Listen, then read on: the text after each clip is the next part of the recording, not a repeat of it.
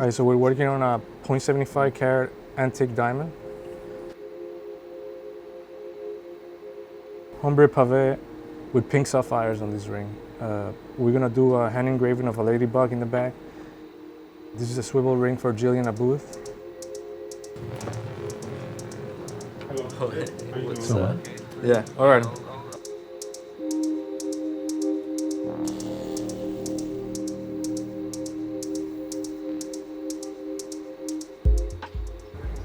So right now I'm just trying to clean up all the printing lines, and get all up in there.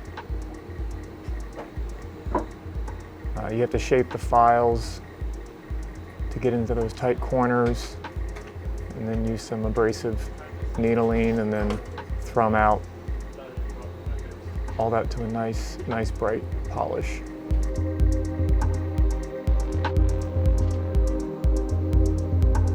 Then you work and rework it and just try to make sure that you get all those little lines out of it.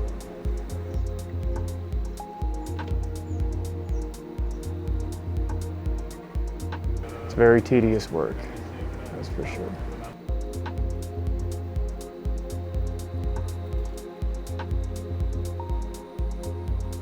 I use the saw blade here just to get into the tight crevices and just sharpen those points, which will also bright cut. It's really difficult to get in there with the file. And I clean up the edges here.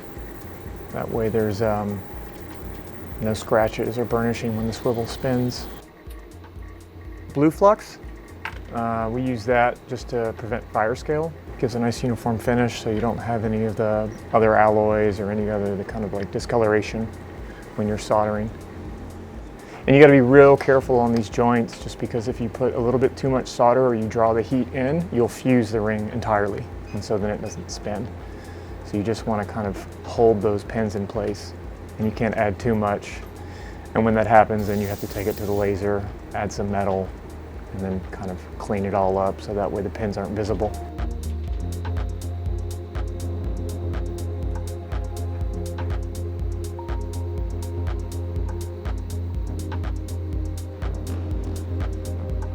It flows better on this side.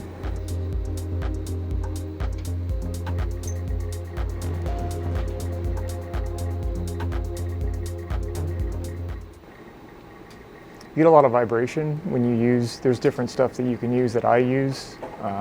There's jet set, there's a GRS thermomold, but just on this one I'm just using leather.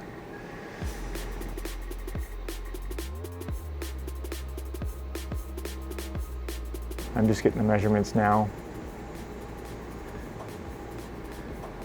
Sometimes I'll get a mood board and I have to interpret the designer's intentions, but for something straightforward and organic, it's just much easier to draw it. I don't have to do a transfer or anything like that.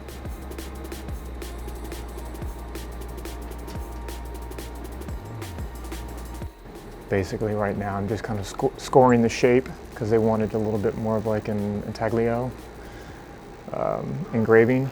So I just want to see where all my lines are before I start digging it out.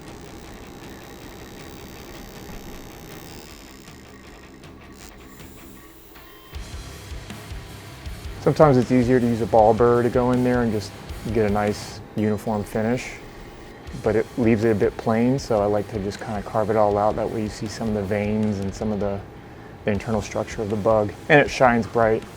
And it's not visible on this, but I'll use plasticine, a little bit of like modeling clay, to just press in to see how deep my cuts are. This part we have to use a special material to hold the ring. We call it thermal lock. Apply a little bit of heat on that thermal lock, it becomes soft. But once it gets cold, it becomes like a piece of plastic. The ring doesn't move, and you can start the drilling process.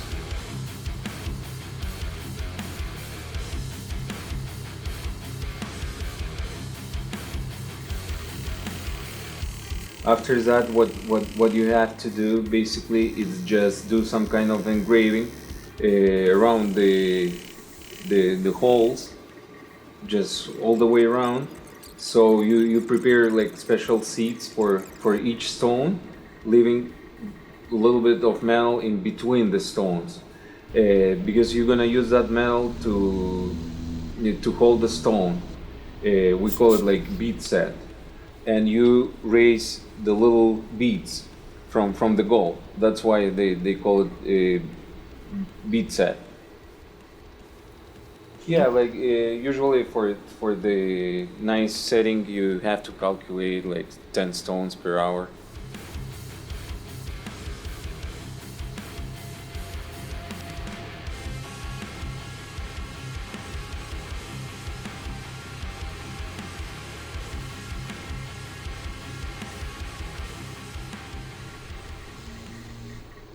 Once you set all the stones, you split all the beads, and using the tool, we call it the beater, you just make all the beads round, and these beads they hold the stone.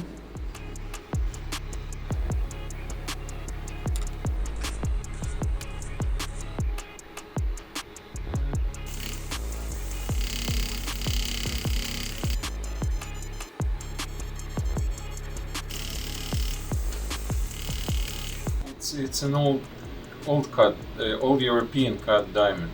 It's just, it's not proportional. They used to cut it by hand. Now it's everything done by machines.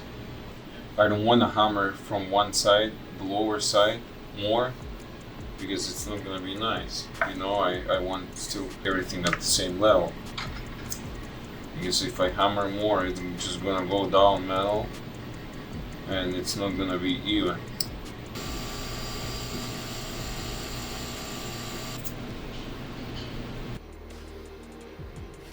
This is Sammy, our golden doodle. This is the shop dog. Camera shy. Camera shy. Alright, so I'm prepping the ring for the pre-polishing. On this piece, because of the stone, the shape of the stone it's like, Max was saying, old cut. I'm just sanding down scratches, getting rid of lines or whatever the setter or the engraving might touch. All engravings are custom for all the pieces. All Swivel rings have different designs on the back. I'm using a small brush to clean out some of the lines, and I'm prepping it for final buffing.